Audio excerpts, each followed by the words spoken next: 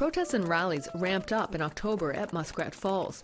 The major concern, the health impacts of the hydroelectric project on the Innu and Inuit downstream. The story had to be told, and the stories, like there were numerous stories that unfolded inside and perspectives that had to be told. There's probably 40 to 60 people. Brake is the editor for a small publication, theindependent.ca.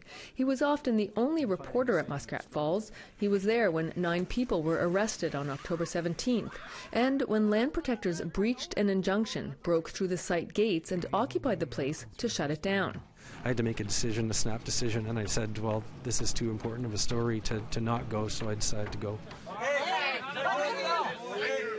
Brake spent the next 4 days reporting from the inside. Right now, I think that the reporting from the inside was able to have an impact that is very tangible and shifted the balance of power from the corporation that's running the project and the government to the grassroots, and I'm really proud that I was able to do that through journalism.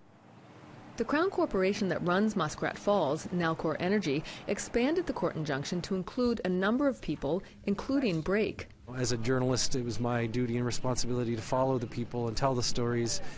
He's not the only one concerned. The Canadian Association of Journalists is backing him, as mainstream news sources are less able to cover developing stories in remote areas. Independent news sources continue to speak truth to power.